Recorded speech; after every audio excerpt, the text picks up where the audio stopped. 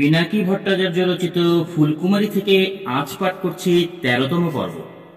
বাবার অমরত্বের পথে যাত্রা।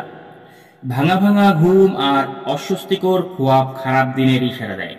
সম্ভবত ঘুম ভাঙতেই ফুলকুমারীর উদ্বিগ্ন ছুটোছুটি কানে আসে। সাধারণত সে খোশ হালেই থাকে, তাই তার এই অদ্ভুত আচরণ আমার অজানা আশঙ্কাকে বাড়িয়ে দেয় আরো। মোবাইল চেক করতেই বুক কেঁপে ওঠে। ভাইয়ের মিস কল, বোনের মিস কল, মার মিস কল, একের পর এক মিস কলে উপড়ে পড়ছে ফোন। আতঙ্কিত সব পোস্টে সোশ্যাল মিডিয়ায় ছড়ালাম। প্রথম মেসেজটাই পুরোটা ব্যাপারটা পরিষ্কার হয়ে যায় আমার কাছে। বাবা হঠাৎ অচেতন হয়ে পড়ে গেছে। হাসপাতালে নেওয়া হয়েছে তাকে। কাপা কাপা ডরে হাতে আমার ছোট ভাইকে ফোন করি। ইতিমধ্যে ঢাকা থেকে বগুড়ার উদ্দেশ্যে রওনা দিয়েছে ও। বাবার স্ট্রোক হয়েছে, সে বলে উদ্বেগে টান টান কণ্ঠে। এখন কি করব? আমি এই খানদানের বড় ছেলে। আমার ভাই আমার চেয়ে ১২ বছরের ছোট।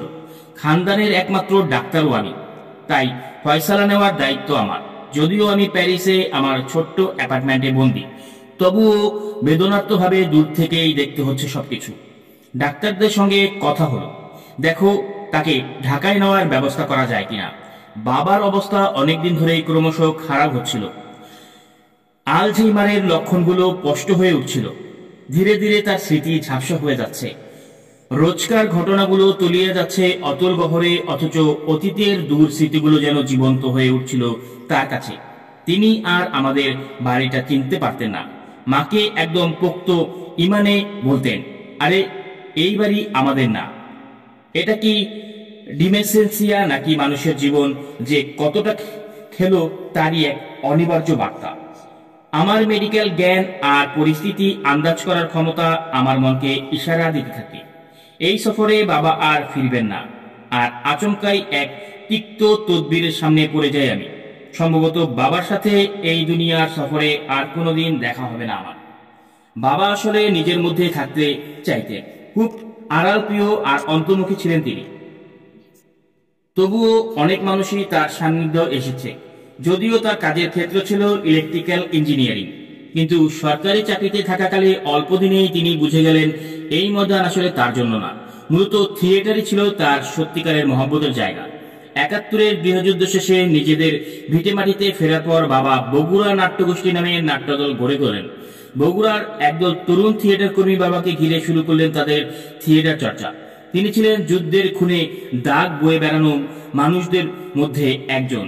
এই মানুষেরা সে সময় থিয়েটার ও চলচ্চিত্রে যোগ দিয়েছিলেন শুধু তাদের যুদ্ধলব্ধ কল্পনাকে শিল্পের মাধ্যমে জনতার কাছে তুলে ধরতে। ৭১-এর অনেক গাজী রাজনীতি ময়দানে চাইতে থিয়েটারের মঞ্চে নিজেদের কল্পনার প্রজ্ঞাকে প্রকাশ করার সহজ মনে করেছিল। মঞ্চই তারা দুনিয়ার রাজনীতি, যুদ্ধের সর্বগ্রাসী ধ্বংস এবং নয়া জাতির আসন্ন লড়াইকে চিত্রায়িত ও ভাষা দিতে চেয়েছিলেন। শীঘ্রই বাবার নাট্যদল শিল্পবোদ্ধা ও সাধারণের নজর কাড়ে এবং বগুড়ার সাংস্কৃতিক অঙ্গনে বাতিঘরে পরিণত হয় তার থিয়েটার। আমি যখন ১৪ তখনই বগুড়া নাট্যগোষ্ঠীর ফটোগ্রাফার হিসেবে দেশ জুড়ে তাদের সঙ্গে ঘুরে বেড়াতাম। তাদের নাটক দেখি, মঞ্চের পেছনে থেকে নৈপথ্যের মতো তাদের পারফরমেন্স দেখতাম। মঞ্চের পেছনে সাধারণত কাজগুলোর জন্য মাঝে মধ্যে আমি মঞ্চের মূল পারফরমেন্সের ম্যাজিকটা মিস করতাম। কিন্তু যখন আমরা পরবর্তী শোয়ের পথে একসঙ্গে সফর করতাম, সবাই মিলে একযোগে গলা মিলিয়ে গান গাইতাম, সেই মুহূর্তগুলোর কাছে চিরকাল আমার দেনা থেকে যাবে। আমার কল্পনায় সেই দিনগুলোর অনুকরণ তদবিরের মতো স্থায়ী। দলের পয়লা মহড়াকক্ষ ছিল একটা সিনেমা হলের শেষ তলায়। সেই সময় দ্রুতই প্রজেকশন রুমের দেওয়ানা হয়ে যায় আমি। নতুন সিনেমা খুব একটা আসতো না, মাসে হয়তো একবার। কিন্তু যখনই কোনো নতুন সিনেমা আসতো, আমি সেই প্রজেকশন রুমে বসে বসে সিনেমাটা দেখতাম। ফিল্মের রিলের খুশবু আমাকে মুগ্ধ করে রাখত। দুটি আলাদা মেশিন দিয়ে সিনেমা দেখানোর যে কারিগরি কৈশোরে অবাক করতো আমাকে। আমাদের দুজনের ছিল সিনেমার প্রতি তুমুল ভালোবাসা। সিনেমাই আমার আর বাবার সম্পর্ককে জোরদার করেছিল।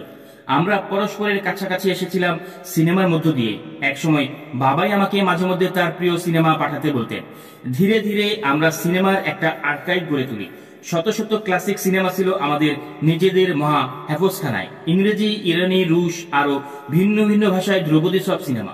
বাবা ছিলেন বগুড়ার বাংলাদেশ সোভিয়েত মৈত্রী সমিতির সাধারণ সম্পাদক। রুশরাও অনেক সিনেমা পাঠাতো বাবাকে। আমরা একসঙ্গে দেখতাম সেসব কখনো মাও থাকতেন, আবার কখনো শুধু আমরা দুজন। সমিতির নিজেদের অফিস ছিল না, তাই তাদের প্রজেক্টর আমরা আমাদের বাড়িতেই রেখে দিতাম এবং সেই প্রজেক্টরে সিনেমা দেখতাম। বাবা ছিলেন অভিনিবেশী পাঠক। আমি যখন ঢাকায় কাজ করতে শুরু করি তখন ঢাকার একটা বড় বইয়ের দোকানের সঙ্গে চুক্তি করি, বাবা যে বইয়ের ফরমাইশ করতেন তারা তা বগুড়া পাঠিয়ে দিবে। বইয়ের দাম আর পাঠানো খরচ আমি দিয়ে দেব। গভীর রাত পর্যন্ত পড়াশোনা করতেন বাবা, তাই মা যেন রাতে বিরক্ত না হয় তাই নিজের পড়ার ঘরেই একটা বিছানা রেখেছিলেন। ওই পড়ার কামরাটা ছিল বইয়ের প্রতি বাবার বৃহৎ মোহব্বতের নিশানা। থরে থরে গোছানো বইয়ের সারি, প্রতিটা বই যত্ন সহকারে আর্কাইভ করা, প্রতিটা বই ছিল সুচারু কায়দায় ট্যাগ করা। সেই সময় আমার জীবনের মঞ্জিলে মকসুদ প্রায় আলাদাই হয়ে গেছে। 2018 সালে একটা বিয়ের দাওয়াতে আমি আর বাবা একসঙ্গে ইন্ডিয়া যাই। কখনো বাবার শরীর ভালো ছিল না, কিন্তু বুঝতেই পারিনি এটাই হবে আমাদের শেষ সফর। ঠিক 1 বছর পর দেশ ছাড়তে পালাতে হলো আমাকে। দেশ ছাড়ার পর বগুড়ায় আমাদের বাড়িতে পুলিশের জুলুম ছিল রোজকার ব্যাপার। বাবার শারীরিক অবস্থা যত খারাপ হতে লাগলো ততই তাকে বারবার পুলিশ ও হারামখোর সাংবাদিকদের জিজ্ঞাসাবাদের মুখে পড়তে হলো। নিজেদেরকে তারা বাবার পুরনো ছাত্র পরিচয় দিয়ে বাড়িতে ঢুকতো, তারপর বাবার সাক্ষাৎকার ছাপতো। সেসব সাক্ষাৎকার এমন যেখানে অসুস্থ বাবা ঠিকমতো কথাই বলতে পারতেন না। এমন দিনে আমার বাবার পাশে থাকতে পারছি না, এটা অবশ্যই অসহ্য যন্ত্রণা। কিন্তু যে কারণে আমি দেশ ছেড়েছি তার জন্য কোনো আফসোস নেই আমার। অনেকেই বলেছিল আমার কারণেই আজ আমার পরিবারকে নানান হুমকি ও মোকাবিলা করতে হচ্ছে। সবসময় একটাই জবাব দিয়েছি, ফ্যাসিস্ট শাসকের সামনে নীরব থাকার অর্থ হলো মানব জাতির উপর জুলুমের বৈধতা দেওয়া। আমি কখনো বাবার সঙ্গে আমার চিন্তা ফিকির নিয়ে আলাপ করিনি, তবে মার কাছে আমার ব্যাপারে বাবা একটা বাক্য বলেছিলেন, সেটা ছিল আমার জন্য সবচেয়ে গুরুত্বপূর্ণ। আমি ওকে এটা শিখিয়েছি। সংস্কৃতিতে অবদান রাখার স্বীকৃতি হিসেবে সরকার বাবাকে তার নাট্যদলের জন্য বগুড়া শহরের কেন্দ্রে কিছু জমি বরাদ্দ দেয়, যার মূল্য বেশ চড়া। কিন্তু এই জমি পরে দলের মধ্যে বিভেদ তৈরি করে। যে তরুণরা একসময় বাবাকে ইজ্জত ও সম্মান দিয়ে তার ছায়া মারাতো না, তারাই পরে সেই জমি দখল করার চক্রান্তে সামিল হয়। তারা বাবার বিরুদ্ধে দাঁড়ায়, তাকে হুমকি দেয় এবং শেষ পর্যন্ত জমির দখল নিয়ে সেখানে অফিস ভবন তৈরি করে। এই মির্জাফর পনিয়া বাবার খোয়াবকে তছনছ করে দেয়। ফের নতুন করে নাট্যদল গঠনের কোশিশ করেন বাবা, কিন্তু আগের মতো উদ্দীপনা ও সহযোগিতা না থাকায় এই উদ্যোগ শেষ পর্যন্ত বিফল হয়ে যায়। আবার পড়াশোনায় মনোযোগ দেন বাবা এবং আইন বিষয়ে ডিগ্রি হাসিল করেন। যদিও মঞ্চের প্রতি তার যে টান সেটা কখনোই মুছে যায়নি। থিয়েটারের জন্য বরাদ্দ জমিটা যে লোক দখল করেছিল সে কিন্তু বীর মুক্তিযোদ্ধা ছিল। পাকিস্তানি সেনাবাহিনীর বিরুদ্ধে লড়াই করে 1 মাস ব্যাপী বগুড়া আজাদি ধরে রেখেছিল এবং সে আরো মস্করার বিষয় ছিল সেই মুক্তিযুদ্ধে আবার বগুড়ার কুখ্যাত কেন্দ্রীয় ব্যাংক ডাকাতির সাথে জড়িত ছিল। ব্যাংকের লুকের টাকায় মূলত কলকাতায় প্রবাসী সরকারকে দেওয়ার কথা ছিল, কিন্তু টাকা হাতে আসার সাথে সাথেই তার খায়েশ, মজমস্তি ও দৈহিক খায়েশ পূরণ করার জন্য খরচ করে ফেলে। এটা সত্যি জাতির জন্য বদনসিব যে যেসব নৈতিকতার জন্য এই যুদ্ধ, তার 1 ফোঁটার দামও এসব মুক্তিযোদ্ধাদের কাছে ছিল না।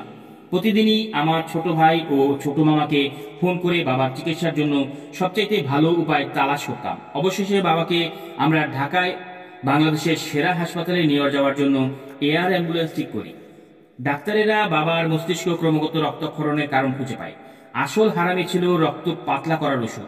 2015 সালে বাবার অনিয়মিত হার্টবিট ধরা পড়ে এবং ডাক্তাররা খেয়াল করে তার হার্টের কিছু ধমনী আংশিকভাবে বন্ধ হয়ে গেছে। সেই সময় থেকেই তিনি নিয়মিত রক্ত পাতলা করার ওষুধ খাচ্ছিলেন। মস্তিষ্কে রক্তপাত সম্ভবত 1 বা 2 বছর ধরে চলছিল। অবস্থা এতটাই নাজুক হয়ে গেছে যে এখন আর ডাক্তারদের কিছু করার নেই। বাধ্য হয়ে আমরা বগুড়ায় ফিরে আনি বাবাকে। এক সকালে আমার ভাই ফোন করে, খবর শুনেছ? এমন ধরনের প্রশ্ন একটাই জবাব থাকে, বাবা তার ঘুমের মধ্যে ইন্তেকাল করেছে, তার দুনিয়ার সফর শেষ। আসলে আমরা কখনোই মরি না, ধর্ম আমাদের এটাই শেখায়। আমাদের রূহ এই পৃথিবীকে ছেড়ে চিরকালের আখিরাতে ফিরে যায়। কখনো কখনো রূপকথার কিস্সাগুলো আরো বেশি সান্ত্বনা দেয় যে প্রিয়জনেরা আমাদেরকে ছেড়ে চলে যায়, আকাশের নক্ষত্র হয়ে তারা আমাদের পথে আলো জেলে দেয়। আমি জানি আমি আকাশে বাবাকে খুঁজে পাবো, কিন্তু একজন যুক্তিবাদী মানুষ হিসেবে তিনি মৃত্যুর আগে আমাদের কাছে তার শেষ নসিহত করে গেছেন। হিন্দু সংস্কার মতে তার দেহ চিতায় দাহ করা হবে না। বাবা বলেছিলেন তিনি তার আত্মাহীন শরীর চিকিৎসা গবেষণায় দান করতে চান। আমরা শেষ ওসিয়ত পালন করি। খবরের কাগজে দেখেছিলাম বাবার ইন্তেকাল করার পর তার স্মৃতির প্রতি শ্রদ্ধা জানাতে পাড়া মহল্লায় দোকানগুলো বন্ধ রাখা হয়েছিল। এই সম্মান ছিল এমন এক মহতের প্রতি যিনি এই শহরের সংস্কৃতির একজন প্রধান পুরুষ ছিলেন। মোদ বাবাকে সম্মানিত করলেও হায়াত থাকতে তিনি যা করতে চেয়েছিলেন পরিপূর্ণভাবে তা করতে পারেনি। তার জীবন আমাদের সেসব মানুষের কথা মনে করিয়ে দেয় যারা বিদ্যমান কাঠামো পরিবর্তনের জন্য সবকিছু বাজি ধরেন, কিন্তু আমরা তার পাশে থেকে সরে যাই, একা করে দেই তাকে। মৌতের পর যখন তারা আর আমাদের সাথে পাশে থাকে না, আমাদের কোনো ধারণায় প্রতিপক্ষ হয় না, তখনই আমরা তাদের স্মৃতিতে ইজ্জত দিই। কর্মজীবনে বাবা ছিলেন এক নামকরা হাই স্কুল শিক্ষক, আর সম্ভবত এখানেই সবচেয়ে মহৎ প্রভাব রেখেছিলেন। শুরুতে তিনি জিওমেট্রিক্যাল অ্যান্ড টেকনিক্যাল ড্রয়িং পড়াতেন, সাথে পড়াতেন অ্যাপ্লাইড ইলেকট্রনিক ইঞ্জিনিয়ারিং। পরে এই বিষয়গুলো অপ্রয়োজনীয় মনে হয় পাঠ্যক্রম থেকে বাদ দেওয়া হয়। সেই সময় বাবা আরাম করে বাংলা সাহিত্য এবং আরবি পড়ানো শুরু করেন। তার এক ছাত্র, যিনি পরবর্তীতে বগুড়া মেডিকেল কলেজে অধ্যক্ষ হয়েছিলেন, স্মরণ করেছিলেন কিভাবে ব্রাহ্মণ পরিবার থেকে আসা একজন মহৎ শিক্ষক তার মতো মুসলমান শিক্ষককে ইসলাম শিক্ষা দেওয়ার দায়িত্ব বহন করেছিলেন। সেই প্রজ্ঞা, সেই সংস্কৃতি কোন ধর্মের, কোন অঞ্চলের, কোন শ্রেণীর, সেটা কখনোই বিবেচনা করতেন না বাবা। বাবার প্রতি বাবার ছাত্রদের ভালোবাসা ও শ্রদ্ধার বহিঃপ্রকাশও সেই নীতিরই প্রতিফলন ঘটেছিল।